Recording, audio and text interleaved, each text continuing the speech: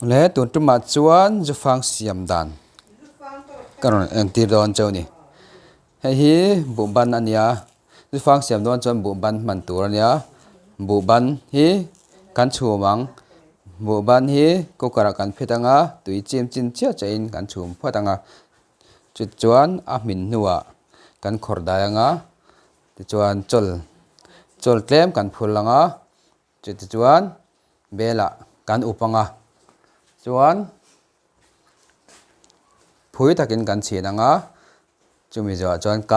kar thum nuwa vela alo tho to mai don chuan zu fang alo chang to mai don ni ama sabera chuan in zu fang siam don chum bu ban tian kan silanga kan chu kukara tian kan danga tui hi chim chin deuh chia che hen da tur tui ti tam lo tur ni tui ti tam chuan ne manga a thadon lo tui tlem te chim chin chia chen ti tur ani chuan kan lo thinanga kan lo chhumang voi khata phitna kan tin hiam hma langa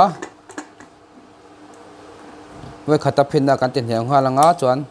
kan simanga minute nga ve kan simanga ti chuan in kan chuan to mai don ni a min har lo ni bu ban hi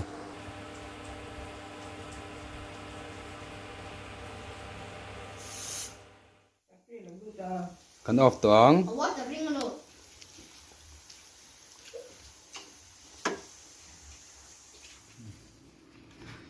le hi bu ban kan chum min kha lo ni ta ti chuan hei kan khor dalanga 30 degree vel adai ani huna hei hi cholania hemi chol hi tiang tel vel lakhi kan met chamanga kan ros chama chumi chu kan phulanga tonga chuan chol dip kha hei tian kan phulanga ti chuan in bel phui taka kan chinanga kan phulanga bel phui taka kan chinanga chuan kan tua mang sarangin phui takin kan tua manga ti chuan in kan upanga kar thum ve kan khachan atok tok kar nei kar thum nu alo tho to mai don ne ti chuan ju phang siam dan chu jong chu ne mai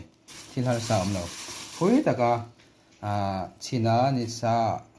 te pho turania khoi son lo tur pai khat te kan chin phui to jon khoi son ya huwa chu bang chuan in